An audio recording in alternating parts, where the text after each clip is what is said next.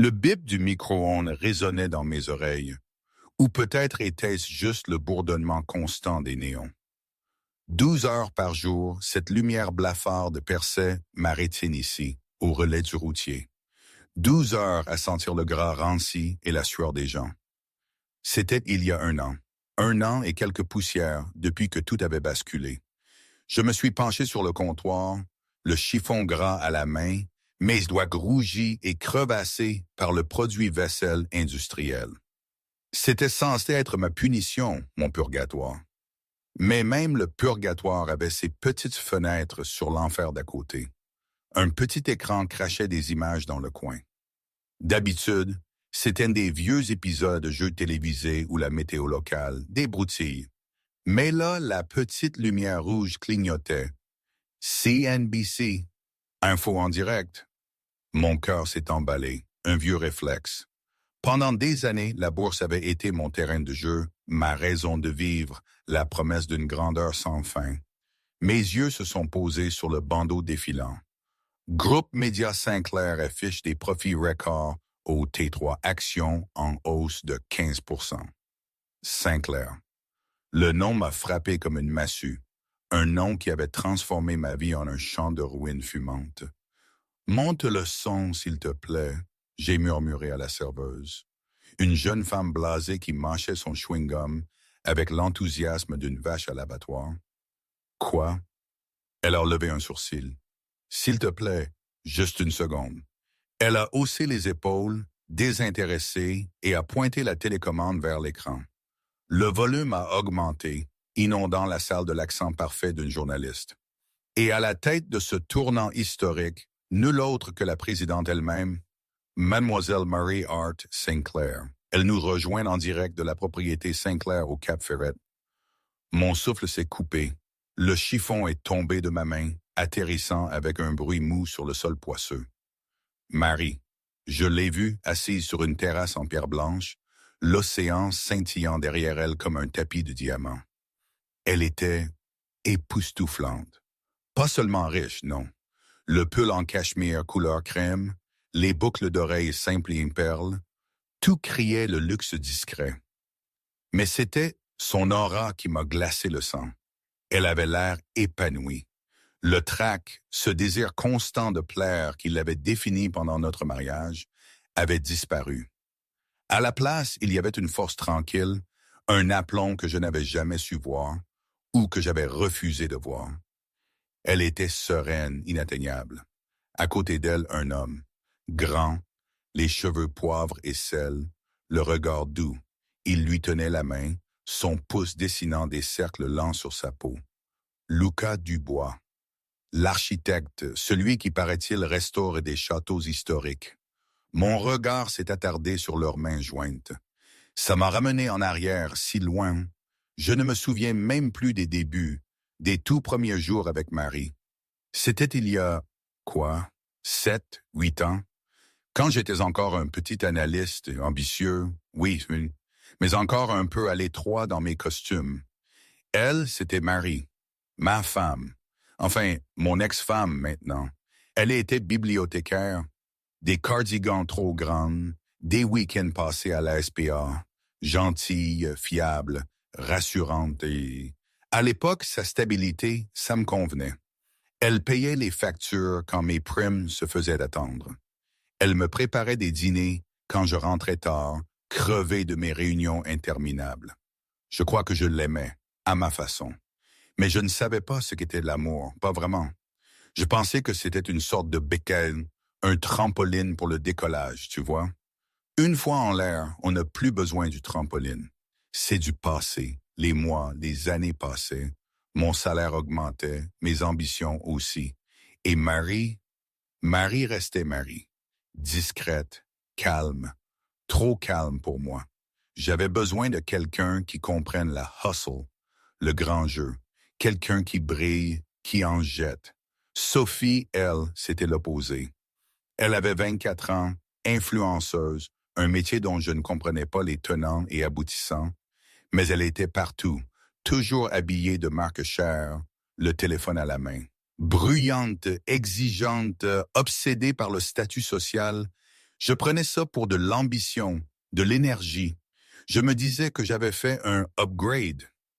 Un matin, je me souviens, je crois que c'était un jeudi, non, peut-être un mardi, j'étais en réunion toute la journée. Bref, j'étais dans mon bureau, au 25e étage de Stratton Oakmont Finance, une vue imprenable sur Paris. Verre d'eau pétillante à 12 € la bouteille. Le luxe que je m'étais enfin offert. J'ai posté la photo de la bague. Énorme. Un diamant taille émeraude, 4 carats. La légende. Upgrade complet. Nouveau chapitre avec une femme qui comprend le hustle. Power couple. Nouveau départ. J'avais déjà 400 likes. J'étais fier, putain. J'avais joué le jeu de la vie à la perfection. J'avais largué ma femme de démarrage ennuyeuse pour la flamboyante Sophie. Tu aurais dû voir sa tête, mon vieux. J'avais dit à Pierre, mon meilleur ami, au téléphone. Elle n'a même pas négocié la pension. Elle m'a juste regardé avec ses grands yeux tristes de chien battu et elle a signé. Pathétique. Zéro combativité, zéro ambition. C'est pour ça que je devais partir. Elle n'a même pas demandé la maison? La voix de Pierre crépitait à travers les AirPods. Non, elle a fait ses valises et elle est installée dans un studio minable en banlieue. Tu imagines? Passer de notre appartement dans le 16e à un taudis à Montreuil? La honte. Je me sens presque mal pour elle. Presque.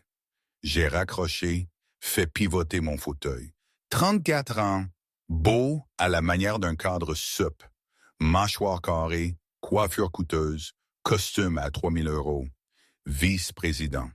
Dans ma tête, j'étais un dieu. Puis Sophie est arrivée, soufflant comme une tornade parfumée au Chanel Index 5 et à l'argent. Bébé! J'ai souri, me levant. Qu'est-ce que tu fais là? On doit parler du lieu, a-t-elle fait, en boudant, laissant tomber son sac Birkin sur mon bureau.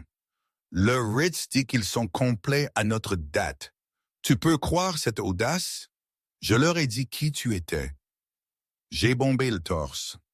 T'inquiète, je vais passer un coup de fil. Qui est le responsable des événements? Un certain monsieur Dubois, a-t-elle soupiré, vérifiant ses ongles. Ah, et j'ai vu ton ex aujourd'hui. J'ai tressailli. Marie? Je prenais un café dans le Marais. Elle sortait de cette vieille librairie poussiéreuse. Elle avait l'air pas top, Julien.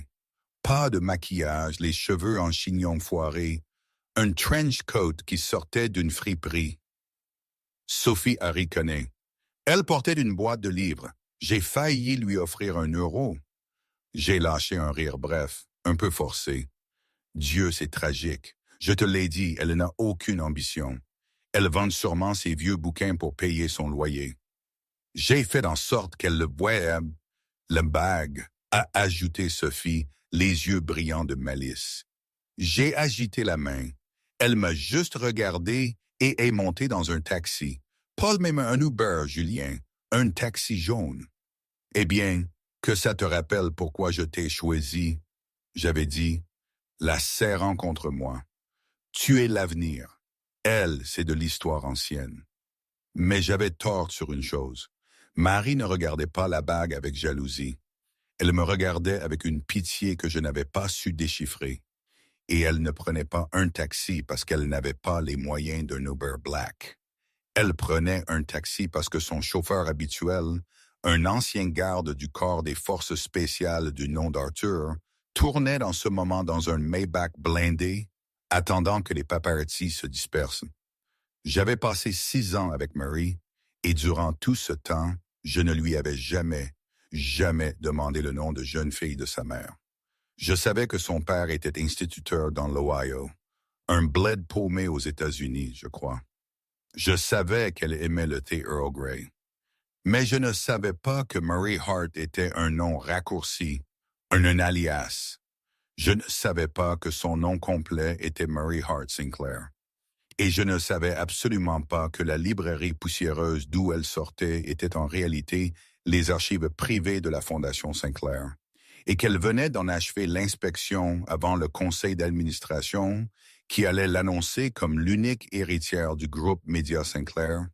un conglomérat qui possédait la moitié des chaînes d'information du pays, y compris la chaîne financière que je regardais tous les matins. 2 semaines plus tard, les faire-part de mariage de Sophie et moi étaient envoyés. Papier épais crème, dorure, 15 € pièce. Je voulais marquer les esprits. J'avais invité tout le monde, mon boss, M. Dubois, le PDG de Stratton Oakmont, mes clients, mes vieux rivaux d'université, et aussi, dans un élan d'arrogance alcoolisée, j'en avais envoyé un à Marie. Pourquoi tu l'as invité? Pierre m'a demandé autour d'un verre, sur un rooftop de Saint-Germain-des-Prés. J'ai fait tourner mon whisky. Pour boucler la boucle, Pierre. En plus, je veux qu'elle voie ce qu'elle a raté. Je veux qu'elle voie Sophie dans cette robe Vera Wang. Je veux qu'elle voie la sculpture de glace. Je veux qu'elle réalise que me quitter a été la plus grosse erreur de sa vie. Mais c'est toi qui l'as quitté, non? Des détails. J'ai agité la main. Le fait est que je veux qu'elle souffre un peu. C'est mal? C'est mesquin, a rigolé Pierre. Mais j'aime ça.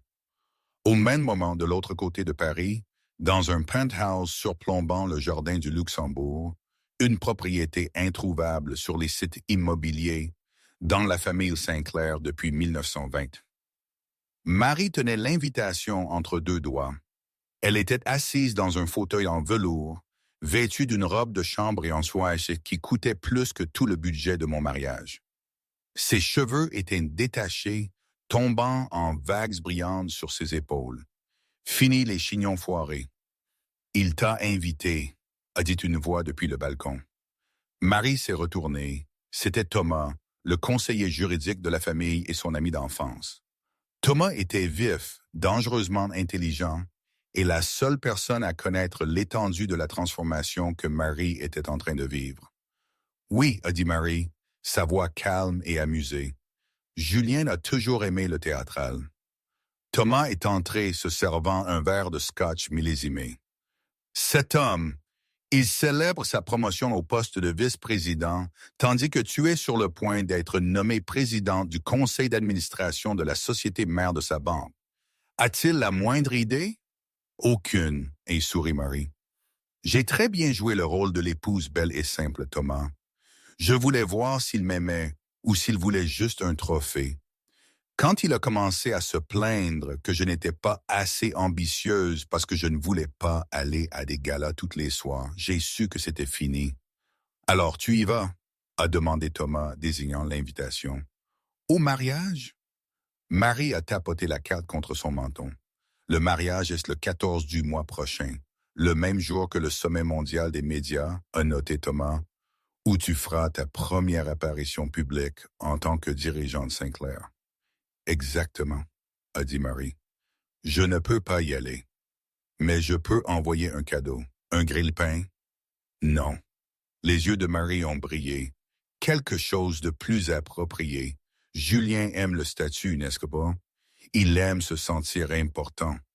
Je pense que je vais acheter le lieu. Thomas s'est étouffé avec sa boisson. Tu vas acheter le... Oh, château! Pas tout le château, Thomas. Ne sois pas dramatique. Juste le groupe hôtelier qui gère leurs événements. J'examinais leur portefeuille de toute façon. Ils sont sous-évalués. Si je les acquiers, techniquement, je deviens son hôte. Tu es terrifiante, a souri Thomas. Il voulait un power couple, a dit Marie, se levant, marchant vers la fenêtre pour regarder les lumières de la ville. Il voulait du drame. Il voulait une histoire à raconter à ses amis. Je vais juste lui donner une meilleure fin que celle qu'il avait prévue. Ce soir-là, à mon bureau, je stressais sur le plan de table. Sophie criait au téléphone après un fleuriste. « Non, j'ai dit des pivoines blanches, pas crème. Vous êtes daltonien. Mon fiancé va vous poursuivre. » Elle a claqué le téléphone. « Julien, tu dois régler ça. Tout va mal. Le fleuriste est un idiot. Et maintenant, le groupe dit qu'ils ont une double réservation. »« Je gère ça, bébé. » J'ai dit, me massant les tempes. J'ai vérifié mes emails. Une notification de Business Insider. Objet, Le géant endormi se réveille, l'héritière Sinclair enfin nommée. Je l'ai supprimée sans lire. Je me fichais des vieilles familles. Je me souciais de mon mariage. Je me souciais de montrer au monde que j'étais arrivé. J'ai pris mon téléphone et j'ai envoyé un SMS à Marie. Salut, je t'ai envoyé une invitation. Pas de rancune. J'espère que tu pourras venir. Ça va être énorme. J'ai vu les 3 points apparaître, puis disparaître. Pas de réponse. Elle doit pleurer dans un pot de glace. J'ai marmonné, avec un sentiment de satisfaction un peu écœurant. Je n'avais aucune idée qu'à cet instant précis, Marie était assise dans une salle de conférence, entourée de 12 hommes en costume gris, signant un document autorisant l'acquisition du Prestige Hospitality Group, la même entreprise à qui j'avais versé un acompte de 50 000 €. « Monsieur Bolton? » Mon assistante a frappé à la porte. « Vous avez un appel. C'est la banque. Quelque chose à propos de votre limite de crédit. » « Quoi? » J'ai été claqué. « Je suis vice-président. Passez-les. » J'ai pris le téléphone. C'est Julien. « Monsieur Bolton, ici le service de prévention des fraudes. Nous avons remarqué une charge massive pour un lieu de mariage, mais nous voyons également que vous avez dépassé la limite de 3 cartes pour des bijoux et la location d'une Porsche. »« C'est un investissement, » j'ai crié, commençant à transpirer. « Je peux payer. Ma prime arrive le mois prochain. »« Très bien. Eh bien, nous devons geler les comptes jusqu'à ce que vous puissiez vérifier certaines sources de revenus. Il semble que votre ratio dette-revenu devienne risqué. »« Ne gelez pas mes cartes, » j'ai hurlé. « J'ai des fournisseurs à payer. » J'ai raccroché brutalement. Sophie m'a regardé, les yeux écarquillés. « Tout va bien? »« Parfait, » j'ai menti, desserrant ma cravate. « Juste des erreurs bancaires. La compétence est difficile à trouver de nos jours. » Je me suis dirigé vers la fenêtre, regardant la rue. J'avais besoin que ce mariage soit parfait. J'avais besoin que tout le monde voie que j'étais un gagnant. Si je devais vider toutes mes cartes et hypothéquer mon plan de retraite, je le ferais.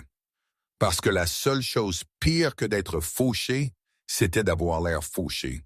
Et quelque part, Marie tricotait probablement une écharpe complètement inconsciente de la hauteur à laquelle je volais. Du moins, c'est ce que je pensais. 3 jours avant le mariage, je me sentais comme le roi de Paris. J'avais réussi à obtenir 2 invitations au cocktail d'ouverture du Sommet mondial des médias et de la finance. C'était l'événement de networking le plus exclusif de l'année, organisé dans le Salon Diamant du George Vincentus. Les billets coûtaient 5 000 € l'unité, mais j'avais réussi à forcer un fournisseur à me donner ses passes d'entreprise. « C'est ça, Jess », j'ai dit en sortant de l'Uber Black. J'ai ajusté mes boutons de manchette. Tous ceux qui comptent sont ici. Si je joue bien mes cartes, j'obtiendrai le financement pour ma propre entreprise d'ici 1 an. Ensuite, je pourrais dire à Stratton Oakmont d'aller se faire voir. Sophie, vêtue d'une robe à paillettes argentées qui captait agressivement la lumière, et regardait autour d'elle d'un œil critique. « L'éclairage est horrible pour les selfies ici, » s'est-elle plainte, sortant immédiatement son téléphone. « Et pourquoi y a-t-il autant de vieux? Ces vieux contrôlent l'économie mondiale, bébé. » J'ai essayé d'avoir l'air impressionné. J'ai scanné la salle. C'était une mer de costumes sur mesure et de puissants acteurs. J'ai repéré mon patron, le PDG M. Dubois, près du bar. J'ai pris une coupe de champagne et j'ai entraîné Sophie vers lui. « Monsieur Dubois !»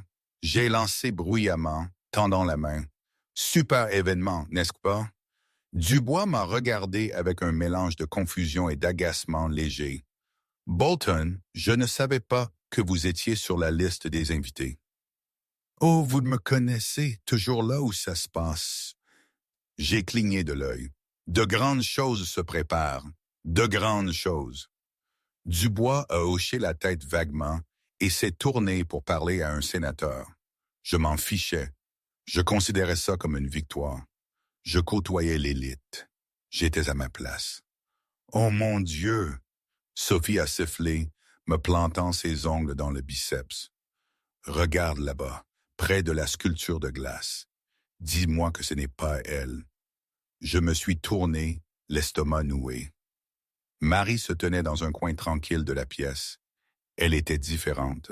Fini les cardigans trop grands et les cheveux en bataille.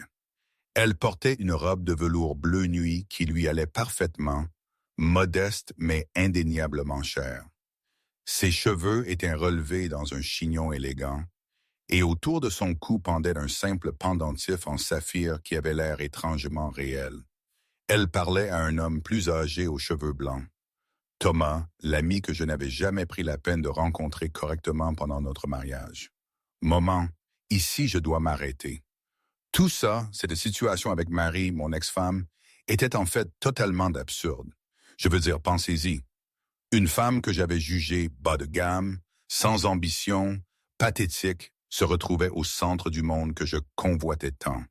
Je me suis toujours vu comme le héros de ma propre histoire, celui qui monte, qui gagne, qui quitte la vieille vie pour la nouvelle, plus brillante. Mais là, elle était là, radieuse, et je ne l'avais même pas reconnue. Avais-je jamais regardé au-delà de mes propres préjugés, de mes propres miroirs? Je crois que non. Je crois que j'étais tellement pris dans l'image que je voulais projeter que j'ai raté la réalité, la profondeur des gens autour de moi. C'est peut-être ça le vrai problème, non? Quand on est aveuglé par sa propre lumière, on ne voit plus rien d'autre. Et ce que je prenais pour sa faiblesse, son silence, était en fait, qu'est-ce que c'était, Marie, pour moi? Une ombre sur laquelle je me projetais, une page blanche que je n'ai jamais lue. C'est dingue quand j'y pense. Comment on peut être aussi proche de quelqu'un et ne rien savoir de lui? Retour à l'histoire, ou plutôt à la débâcle. Qu'est-ce qu'elle fait ici? J'ai chuchoté, la colère montant. Elle s'est faufilée. Elle a probablement séduit un vieil homme pour avoir un billet, a rayé Sophie, bien que ses yeux s'attardaient sur la robe de Marie avec jalousie. Regarde-la essayer de s'intégrer. C'est embarrassant. J'ai bu mon champagne d'un trait. Je vais gérer ça. Je ne peux pas la laisser ruiner ma réputation et mendiant des verges à mon événement professionnel. J'ai marché vers elle, Sophie me suivant comme un requin sentant le sang. « Marie !» j'ai dit fort. Marie a cessé de parler et s'est tournée. Son expression n'a pas changé. Il n'y avait aucune peur, aucune tristesse, juste un regard calme et froid qui m'a déstabilisé. « Bonjour, Julien », a-t-elle dit doucement. « Sophie, jolie robe, très brillante. »« Arrête ton cirque, Marie. » J'ai fait un pas de plus, baissant la voix. « Comment es-tu entrée ici? La sécurité est stricte. Tu as fait le traiteur pour l'événement. Ou tu es juste une invitée pour grand-père ici. » J'ai désigné impoliment Thomas. Thomas a ricané, prenant une gorgée de sa boisson. « Je vous assure, Monsieur Bolton, Marie est exactement à sa place. » Bien sûr, j'ai ri. Un rire cruel et sec. « Écoute, Marie, je sais que le divorce a été difficile pour toi. Je sais que tu as probablement du mal à payer ton loyer à Montreuil. Mais t'incruster à un sommet de haut vol pour chasser un mari riche, c'est désespéré, même pour toi. » Les yeux de Marie se sont légèrement rétrécis, le seul signe d'irritation. « C'est ce que tu penses que je fais, Julien. »« Je pense que tu es jalouse, » a renchéri Sophie, s'accrochant à mon bras. « Tu as entendu parler de notre mariage, et tu essayes de te montrer pour rendre Julien jaloux. Mais regarde autour de toi, ma chérie. Tu n'es pas de taille. Ces gens sont des milliardaires. Tu es une bibliothécaire. » « J'étais une bibliothécaire, » a corrigé Marie doucement. J'aimais ça. C'était paisible, contrairement à cette conversation. « Rentre chez toi, Marie, » j'ai raillé. « Avant que la sécurité ne te jette dehors, je détesterais que tu fasses une scène. J'ai des personnes importantes à impressionner ce soir. » Marie m'a regardé longuement. Un petit sourire indéchiffrable a effleuré ses lèvres. « Tu as raison, Julien. Tu devrais te concentrer sur le fait d'impressionner les gens. Tu vas avoir besoin de toute l'aide possible. » Elle s'est tournée vers Thomas. « Allons-nous au salon vert, Thomas? Le conseil nous attend. » « Le salon vert ?» J'ai ricané alors qu'il s'éloignait. S'il te plaît, elle va probablement aux toilettes pour pleurer. Une vraie perdante, a convenu Sophie, vérifiant son reflet sur son téléphone. Allons-y, Julien. Cette fête est ennuyeuse et l'open bar n'a que de la vodka de qualité moyenne. Allons dans ce club près de l'Odéon. Ouais, j'ai dit, bombant le torse. Sortons d'ici. J'ai fait mon apparition. Pas besoin de rester pour les discours. Julien et Sophie ont quitté le George Field à 19h45. À 20h04, les lumières de la salle ont baissé, le bavardage a cessé, un projecteur a frappé la scène. Mesdames et messieurs, la voix de l'annonceur a retenti. Veuillez accueillir la nouvelle présidente et actionnaire majoritaire du groupe Média Sinclair, la femme qui dirigera notre stratégie d'acquisition pour la prochaine décennie, Mademoiselle Mary Hart Sinclair. La salle a éclaté en applaudissements. Marie est montée sur scène, dominant la salle avec une grâce que je n'avais jamais vue. Au premier rang, mon patron, M. Dubois, applaudissait avec enthousiasme, transpirant légèrement à la réalisation que la femme qu'il avait ignorée plus tôt possédait maintenant la banque qui détenait son hypothèque. Mais Julien ne l'a pas vu. Il était à l'arrière d'un taxi se disputant avec Sophie pour savoir pourquoi il ne pouvait pas lui acheter un bracelet Cartier avant le mariage, complètement inconscient d'avoir insulté la femme la plus puissante de la ville. Le jour du mariage est arrivé avec une humidité qui a fait ressembler mon costume 3 pièces à une combinaison de plongée. C'était un samedi, le 14 octobre. Le lieu, le château de Chambord. Une propriété immense, digne d'un film de Gatsby. J'avais dépensé le reste de mes liquidités pour la compte, comptant sur les cadeaux en espèces des invités pour couvrir la facture finale du traiteur, due maladroitement en fin de soirée. Julien, ma mère pleure parce que les serviettes sont écrues. Pas d'ivoire, a hurlé Sophie depuis la suite nuptiale. Je vais régler ça! J'ai hurlé en retour, essuyant la sueur de mon front. Je me suis réfugié dans le vestiaire des mariés. J'ai vérifié mon application bancaire. Soldé. 92 €. J'ai ressenti une vague de nausée. J'avais tout maxé. La lune de miel aux Maldives était sur une carte de crédit que j'avais ouverte 2 jours plus tôt sous une légère variation de mon nom, mal orthographié. Je marchais sur une corde raide au-dessus d'un gouffre de ruines financières. Mais tant que le mariage semblait parfait, je me suis dit que je pouvais utiliser les contacts que je ferais aujourd'hui pour obtenir une augmentation ou un meilleur emploi. Il fallait que ça marche. À 14 heures, la cérémonie a commencé dans les jardins. C'était somptueux. Des drones bourdonnaient au-dessus, filmant. Sophie était magnifique, bien que ses vœux portaient principalement sur la chance que j'avais de la voir. Mes vœux parlaient de construire un empire ensemble. Alors que nous remontions l'allée en tant que mari et femme, j'ai scanné la foule. C'était une bonne participation. Mes copains de fac avaient l'air jaloux. Mes collègues avaient l'air impressionnés. Même M. Dubois était là, bien qu'il semblait étrangement pâle et vérifiait constamment son téléphone. « Tu as vu Dubois? » J'ai chuchoté à Pierre pendant le cocktail. « Il a l'air d'avoir vu un fantôme. » « Peut-être qu'il vérifie la bourse, a ri Pierre. Ou peut-être qu'il a entendu la rumeur. « Quelle rumeur? » j'ai demandé, prenant une croquette de crabe. « Je sais pas, mon vieux. Tout le monde chuchote à propos d'une grosse fusion. Une société de médias a racheté le groupe parent de Stratton Oakmont ce matin. Genre une OPA hostile. » J'ai haussé les épaules. Le shuffle corporatif ne m'affecte pas. Je suis un bosseur. La réception a eu lieu dans le grand salon de bal. Les lustres étincelaient, le champagne coulait à flot, le bas de gamme versé dans des bouteilles chères en coulisses, bien sûr. Et le groupe jouait des tubes top 40 à plein volume. Je me sentais bien. L'alcool avait engourdi mon anxiété. J'ai attrapé le microphone pour mon discours. Merci à tous d'être venus. J'ai un peu bredouillé, levant mon verre. On dit que le succès est la meilleure des vengeances. Eh bien, regardez autour de vous. Je dirais que je suis en train de gagner. J'ai la belle femme, la carrière, la vue, à l'ambition. À l'ambition. Quelques personnes ont crié en retour, surtout mes amis saouls. Juste à ce moment-là, Henry, le maître d'hôtel, un homme sévère, s'est approché de la table d'honneur. Il avait l'air mal à l'aise.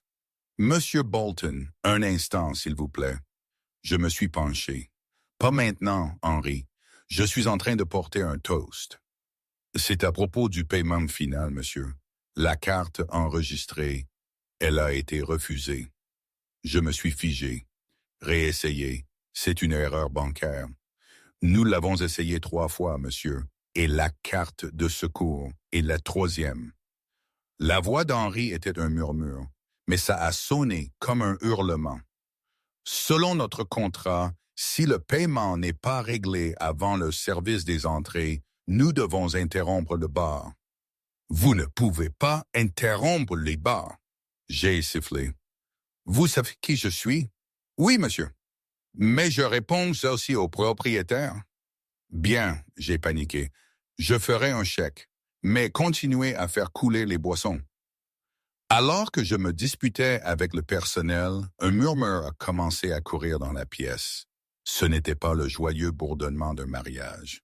C'était le son vif et électrique des potins. J'ai levé les yeux, les gens ne me regardaient pas. Ils regardaient les écrans de projection massifs installés de chaque côté de la scène. Ils étaient censés diffuser un diaporama de photos de Sophie et moi, mais quelqu'un avait changé l'entrée. Au lieu de photos de Sophie en bikini, les écrans affichaient un fil d'actualité en direct de CNBC. Le volume était coupé, mais les titres défilaient en un énorme. Dernière minute, Groupe Média Sinclair acquiert la division bancaire de Stratton Oakmont. La nouvelle présidente Mary Hart Sinclair promet de purger le leadership toxique. J'ai cligné des yeux. J'ai frotté mes yeux. Le nom à l'écran, Mary Hart Sinclair. Et puis l'image a changé. C'était une interview préenregistrée. Mary était assise dans un tâtière, regardant directement la caméra. Les sous-titres défilaient en bas. Interviewé. Quelle est votre première action en tant que dirigeante de ce nouvel empire? Marie. Nous devons éliminer le superflu. Il y a une culture d'arrogance dans notre division financière que j'ai l'intention d'éradiquer immédiatement. La compétence sera récompensée. L'ego sera licencié. La salle est devenue silencieuse. Tous les yeux dans le salon de bal se sont tournés de l'écran vers moi. Mon téléphone a vibré dans ma poche. Puis il a vibré encore et encore. C'était une vibration continue. Je l'ai sorti. Un SMS de M. Dubois qui était assis à la table 3. Julien, consulte tes emails. Les RH viennent d'envoyer les avis de restructuration. Tu es remercié avec effet immédiat. J'ai regardé la table 3. Dubois ne me regardait pas. Il était occupé à taper sur son téléphone, probablement pour sauver sa propre peau. Julien? Sophie m'a tiré par la manche. Pourquoi ton ex-femme est-elle à la télévision? Et pourquoi est-il dit qu'elle est milliardaire? Tu m'as dit qu'elle était pauvre. Ma bouche était sèche. Je ne savais pas. Elle a acheté la banque, a crié Pierre depuis la table des garçons d'honneur, ivre et sans tact.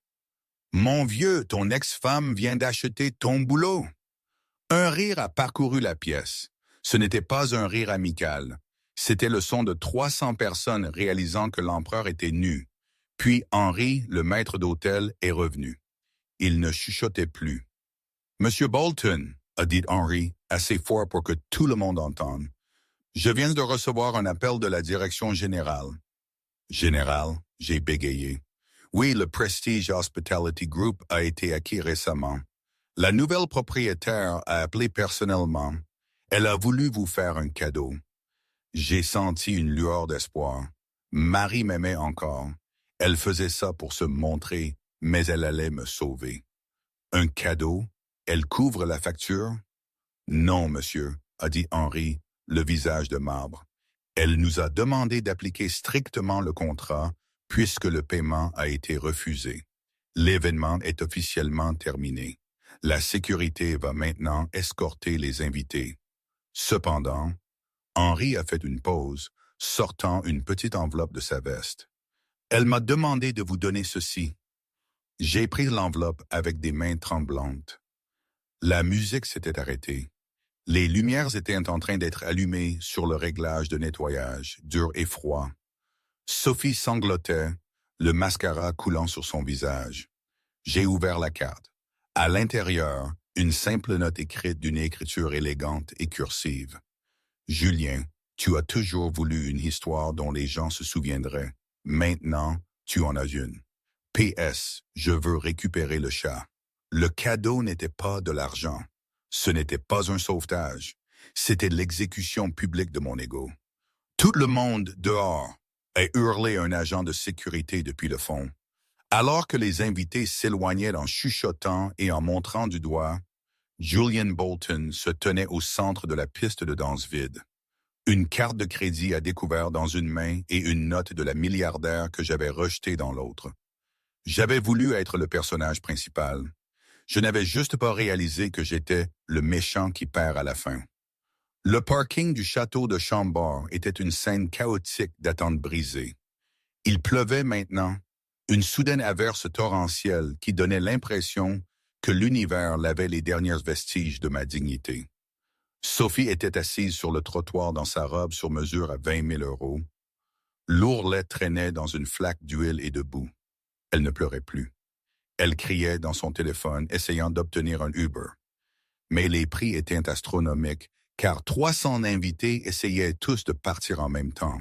« Julienne !» a-t-elle hurlé alors que je me traînais vers elle, ma veste trempée, mes cheveux collés à mon front. Ma mère a dû faire du stop avec ton colocataire de fac dans une Honda Civic. Tu comprends l'humiliation? Tu la comprends?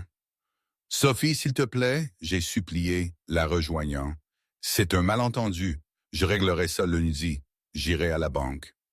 Tu n'as pas de banque? Elle a craché, repoussant ma main. Tu n'as pas de travail. Tu croyais que je n'avais pas entendu ton patron? Tu es viré, Julien. Et si tu es viré, comment allons-nous payer cette robe ou l'appartement?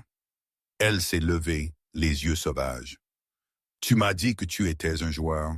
Tu m'as dit que tu allais être un PDG. Un J. Tu n'es rien d'autre qu'une fraude dans un costume loué. J'ai fait ça pour nous. J'ai hurlé en retour, ma voix se brisant. Pour te donner la vie que tu voulais. Non. Sophie a ricané, retirant la bague de fiançailles massive. Elle l'a regardée une seconde, débattant si elle devait la garder. Puis elle a réalisé quelque chose. Est-ce que c'est même réel ou est-ce faux comme tout le reste? C'est réel. J'ai dépensé. Je m'en fiche, a-t-elle interrompu. Elle n'a pas jeté la bague, elle l'a fourrée dans son sac. Je la garde en compensation pour avoir gâché la meilleure année de ma jeunesse. Un SUV noir s'est arrêté. Ce n'était pas pour moi. C'était pour Sophie. La vitre s'est baissée et à mon horreur, mon meilleur ami Pierre était au volant. « Besoin d'un lift, Jess ?» a demandé Pierre, sans même me regarder. « Pierre ?» J'ai regardé, trahi. « Qu'est-ce que tu fais ?» « Désolé, mon vieux », a haussé les épaules Pierre. « Les affaires, c'est les affaires. Et tu es mauvais pour les affaires en ce moment. En plus, j'ai toujours pensé que Sophie méritait mieux. » Sophie a sauté dans la voiture sans un regard en arrière. J'ai regardé ma femme de 3 heures partir avec mon meilleur ami, me laissant seul sous la pluie avec une facture de 150 000 € que je ne pouvais pas payer. Le lendemain matin fut pire. Je me suis réveillé sur le canapé de mon appartement, celui dont je m'étais tant vanté, celui dont le loyer était en retard de 3 mois. Ma tête tambourinait. J'ai attrapé mon téléphone, espérant que la nuit précédente n'avait été qu'un cauchemar. Ce n'était pas le cas. J'avais 500 nouvelles notifications, mais ce n'étaient pas des félicitations. Quelqu'un, probablement une des amies influenceuses de Sophie, avait diffusé en direct le moment où les nouvelles avaient éclaté sur les écrans. La vidéo était tendance sur TikTok et Twitter sous les hashtags le mari fauche et Karma Wedding. La vidéo montrait mon visage s'effondrant tandis que l'interview de Marie passait. Elle montrait le maître d'hôtel me coupant court. Elle montrait les invités riant. Les commentaires affluaient. Imaginez larguer une milliardaire pour une influenceuse fauchée. Le niveau de gâchis est historique. Elle a acheté sa banque. Ça, c'est un comportement de reine. J'étais à ce mariage. Le gâteau était sec, comme son compte en banque. J'ai jeté le téléphone à travers la pièce. Il s'est fissuré contre le mur. Je devais réfléchir. J'avais besoin d'un plan. J'étais un survivant, non? J'étais un requin. Les requins ne cessaient jamais de bouger. J'ai pris une douche, mis mon seul costume propre et j'ai décidé d'aller au bureau de Stratton Oakmont. Peut-être était-ce une erreur. Peut-être que je pouvais parler à M. Dubois. Peut-être que si j'expliquais que c'était un malentendu, je pourrais garder mon emploi. Je suis arrivé au gratte-ciel en verre à 9 heures du matin. J'ai marché vers les tourniquets, passant ma carte. Bip, bip. Accès refusé. J'ai réessayé. Accès refusé. Monsieur, un grand agent de sécurité s'est avancé. Je l'ai reconnu. J'étais passé devant cet homme tous les jours pendant 5 ans sans jamais apprendre son nom. Mon badge déconne, j'ai dit, forçant un sourire confiant. Vous pouvez me faire entrer? Monsieur Bolton, a dit le garde, son visage impassible. J'ai reçu l'ordre de récupérer votre badge. Vous n'êtes pas autorisé sur les lieux. C'est illégal, j'ai crié, faisant se retourner les gens dans le hall. J'ai des effets personnels dans mon bureau, mes contacts, mes fiches d'affaires. Vos effets personnels ont été mis en carton et attendent à l'entrée de service, a dit le garde, pointant la portière. Tout le reste, c'est la propriété de l'entreprise, y compris les fiches d'affaires. Je veux voir M. Dubois, j'ai exigé. M. Dubois a été réaffecté à une succursale régionale, je crois en Bretagne, a dit le garde. La nouvelle direction apporte beaucoup de changements. J'ai senti le sang quitter mon visage. Bretagne, c'était une condamnation à mort dans le monde de la finance. Qui a autorisé cela? J'ai murmuré. Le garde a pointé l'énorme écran numérique dans le hall qui affichait habituellement les cours de la bourse. Aujourd'hui, il affichait un message de bienvenue pour le nouveau groupe propriétaire. Bienvenue chez Sinclair Finance. Intégrité, vision, responsabilité. Et là, dans le coin de l'écran, il y avait une photo du conseil d'administration. Marie était assise en bout de table, l'air puissante, sereine et absolument intouchable. J'ai attrapé ma boîte d'affaires au quai de chargement. Il pleuvait encore, alors que je marchais vers le métro parce que mon compte Uber était suspendu à cause des paiements échoués. J'ai vu un panneau d'affichage. C'était une publicité pour une nouvelle montre de luxe. Le modèle qu'il apportait m'était familier. C'était le type avec qui Sophie faisait du networking sur Instagram depuis des mois. J'ai alors réalisé que le fond n'était pas le mariage. Le fond ne faisait que commencer. 3 semaines plus tard, je vivais dans un motel à Saint-Denis. Mon propriétaire m'avait expulsé dans les 48 heures suivant le désastre du mariage, citant une rupture de bail concernant la gestion d'une entreprise depuis les lieux. Un mensonge, mais je ne pouvais pas me permettre un avocat pour me battre. Je passais mes journées à boire du café bon marché et à chercher furieusement des textes de loi sur Google. Je m'étais convaincu d'un nouveau récit. Marie m'avait fraudé, elle avait caché des biens. C'est illégal. J'ai tonné dans la chambre de motel vide. Si elle était riche quand nous étions mariés, j'ai droit à la moitié. Une pension alimentaire. Je mérite une pension alimentaire. C'est devenu mon obsession. Si je pouvais juste prouver qu'elle avait l'argent pendant que nous étions ensemble, je pourrais la poursuivre en justice pour des millions. Je pourrais revenir au sommet. J'ai vendu ma dernière Rolex pour payer une consultation avec un avocat spécialisé dans les divorces, un vrai requin nommé Maître Bernard. Le bureau de Bernard était au-dessus d'un magasin de falafel, mais il avait la réputation d'être vicieux. Alors, si je comprends bien, a dit Bernard, mâchant un cure-dent, vous l'avez largué. Vous avez signé les papiers du divorce sans contestation et maintenant, vous voulez rouvrir le règlement parce que vous avez découvert qu'elle est riche. Elle a menti par omission. J'ai claqué mon poing sur le bureau en stratifié bon marché. Elle a prétendu être bibliothécaire. C'est de la fraude. J'ai subi une détresse émotionnelle en vivant dans la pauvreté avec elle, alors que nous aurions pu vivre dans un penthouse. Bernard m'a regardé avec pitié. Monsieur Bolton, lui avez-vous demandé une divulgation financière pendant le divorce? Non, j'ai ricané. Je pensais qu'elle n'avait rien. Je voulais une rupture nette.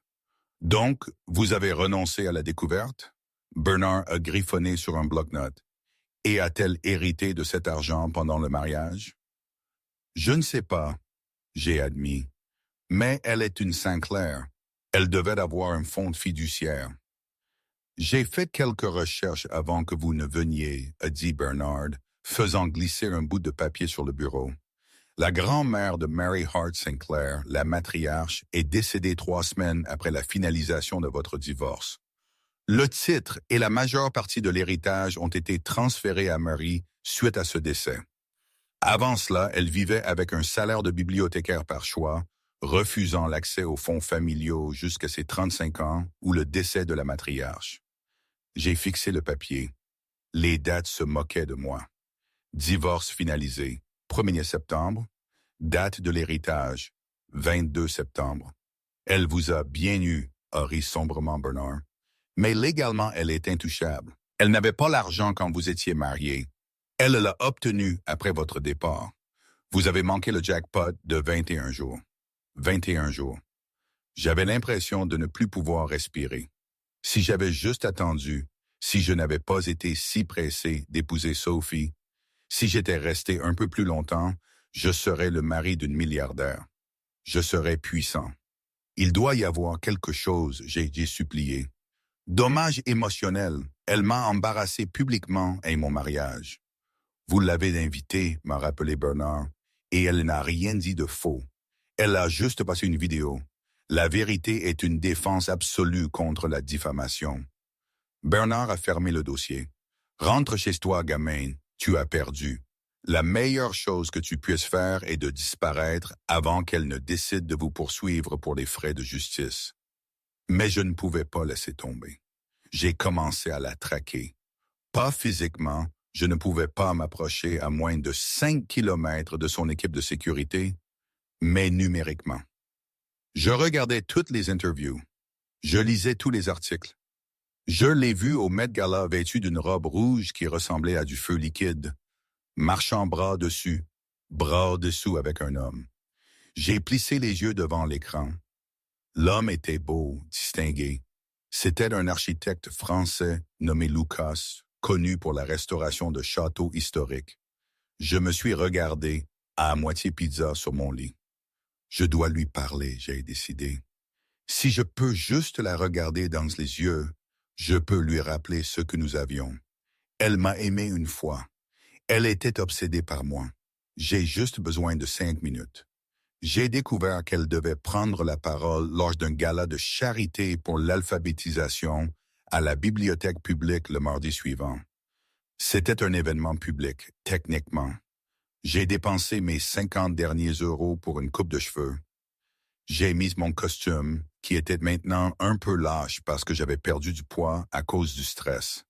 Je suis arrivé sur les marches de la bibliothèque. Il y avait des paparazzis partout.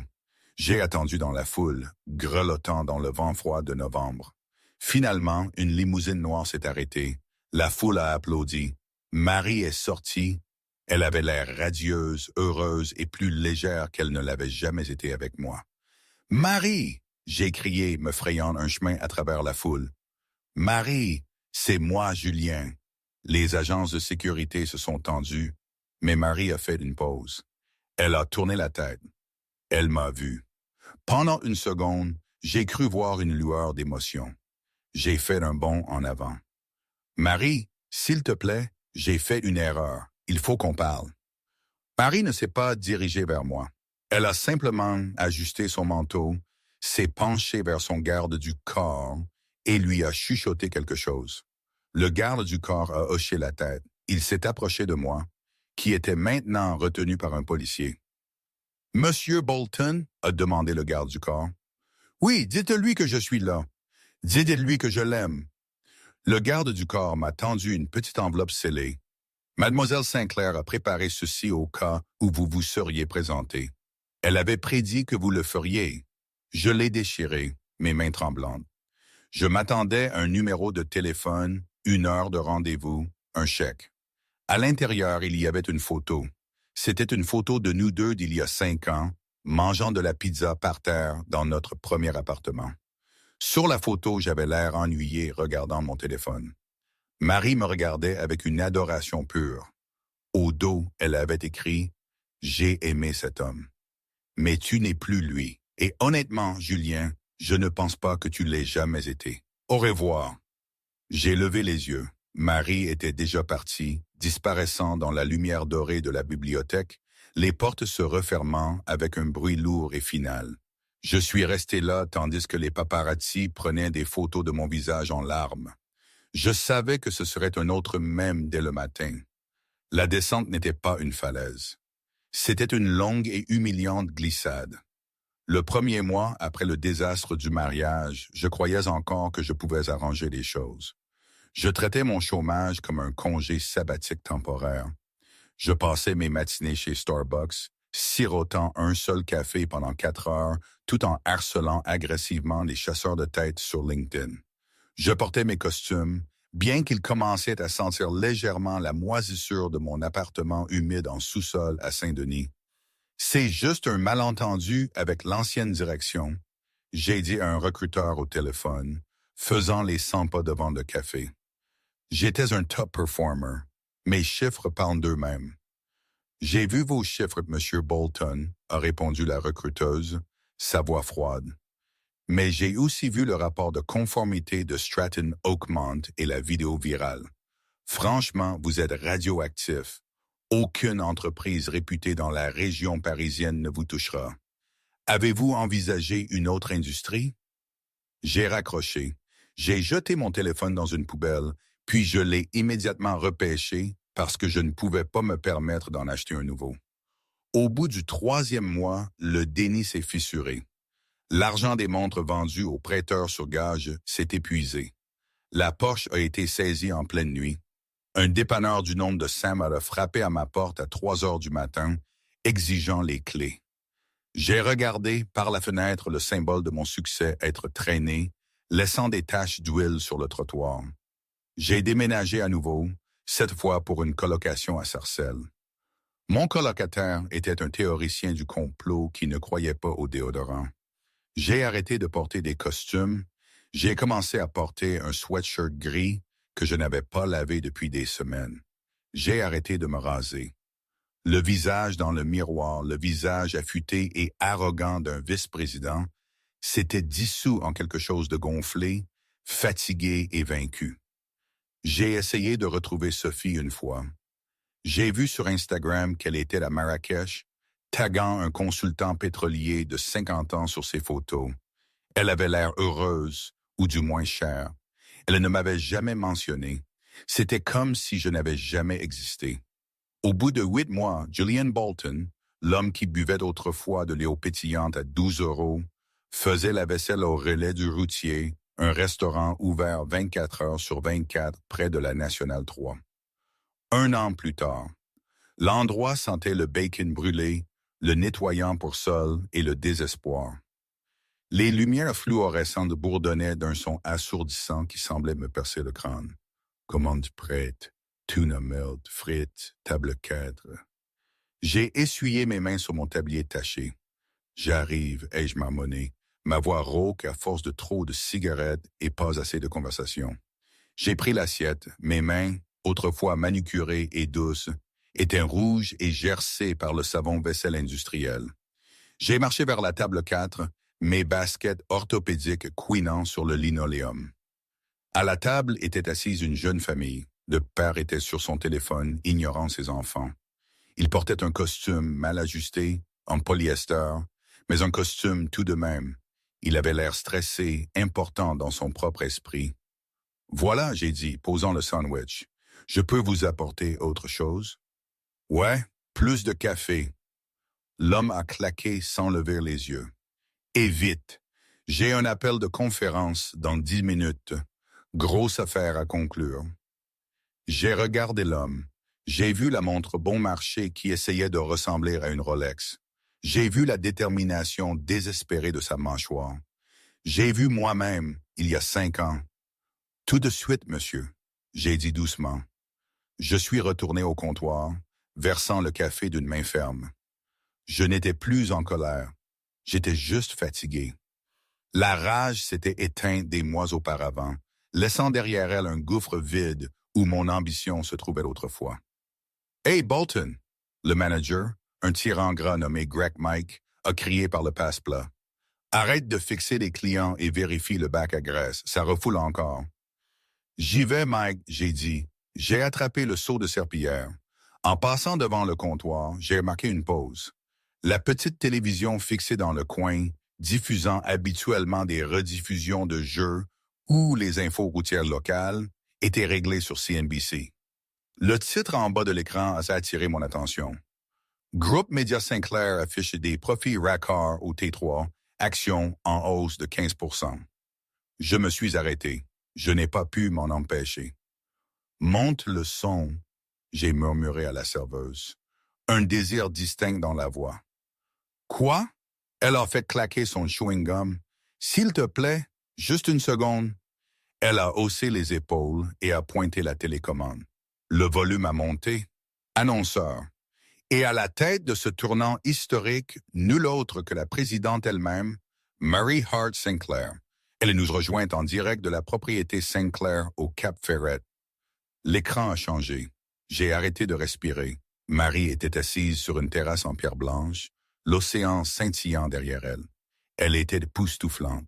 Pas seulement riche, bien que le pull en cachemire crème et les simples boucles d'oreilles en perles criaient le luxe discret, mais radieuse. Elle semblait apaisée.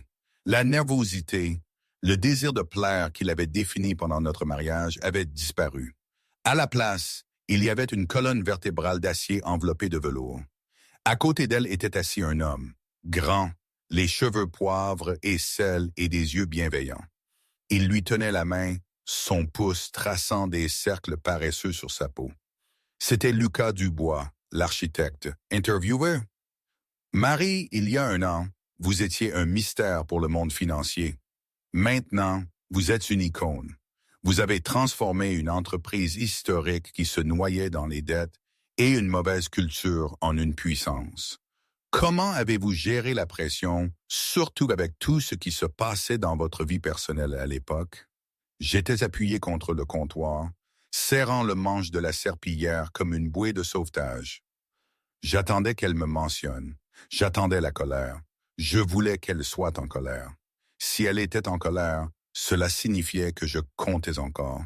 Marie a souri. C'était un sourire doux, privé. « Ce n'était pas facile, » a-t-elle dit, sa voix claire et mélodieuse. J'ai passé beaucoup de temps à cacher qui j'étais. Je pensais que si je me faisais plus petite, je m'intégrerais mieux dans la vie de quelqu'un d'autre. Je pensais que l'amour signifiait se diminuer soi-même pour que l'autre personne puisse se sentir grande. Elle a serré la main de Lucas. Il la regardait avec une telle admiration ouverte que j'ai ressenti une douleur physique dans la poitrine. Mais j'ai appris qu'on ne peut pas construire un château sur une fondation de sable. J'ai dû déblayer les décombres. J'ai dû enlever le poids mort. Une fois que j'ai fait ça, une fois que j'ai cessé d'essayer d'impressionner des gens qui ne me voyaient pas, j'ai réalisé que j'avais tout ce dont j'avais besoin depuis le début. Interviewé. Et maintenant, vous êtes fiancé? Marie. Oui, a-t-elle dit. Mais l'a-t-elle rayonné. À un homme qui construit des choses au lieu de les détruire. Un homme qui aime la bibliothèque autant que la salle de conférence. J'ai enfin trouvé mon égal. Interviewé. Un conseil pour ceux qui nous regardent et qui se sentent bloqués? Marie a regardé directement la caméra. Pendant une seconde terrifiante, j'ai eu l'impression qu'elle regardait à travers l'écran, au-delà de la graisse et du restaurant, directement dans mon âme. « Ne courez pas après le clinquant », a-t-elle dit doucement. « La peinture dorée s'écaille. Cherchez le fer solide en dessous.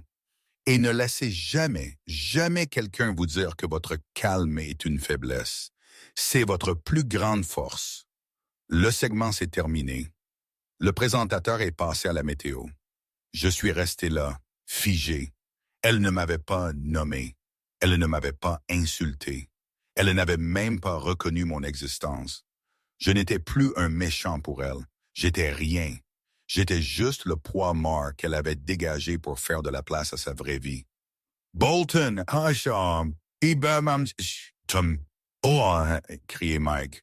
Le sol ne va pas se laver tout seul. Bouge-toi. J'ai cligné des yeux, le sortilège se brisant. Oui, j'arrive. J'ai traîné le lourd seau sur le sol.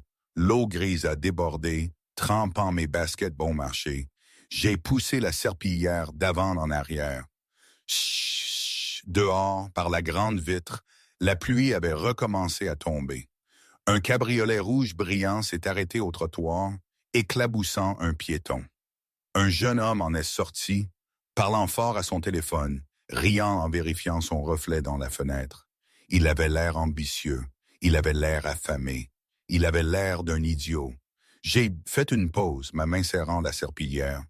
Je voulais courir dehors, je voulais frapper à la vitre, je voulais crier « C'est un piège ». Le statut, les likes, l'upgrade, tout est un piège. Rentre chez la fille qui tricote, rentre chez la calme. Mais je n'ai pas bougé. Je savais que le gamin n'écouterait pas. Les narcissiques n'écoutent jamais, jusqu'à ce que le silence devienne assourdissant. J'ai regardé la télé, mais l'écran était passé à une publicité pour une assurance vie. Marie était partie. J'ai regardé mon reflet dans l'eau sombre et sale du seau de serpillière. L'homme qui me fixait avait l'air vieux. « La table 6 a besoin de ketchup !» a crié la serveuse. « J'y vais !» j'ai chuchoté. J'ai tourné le dos à la fenêtre, à la pluie et aux souvenirs de la vie que j'avais jetée. Je suis retourné à la cuisine, les portes battantes se refermant derrière moi avec un bruit sourd et final, me laissant exactement là où j'appartenais, en arrière-cuisine, tandis que les véritables propriétaires du monde dînaient devant. Et aujourd'hui, je ne sais plus trop. Parfois, je pense que c'était la pire chose qui pouvait m'arriver. D'autres fois, une petite voix me souffle que sans cette chute, je n'aurais jamais rien appris.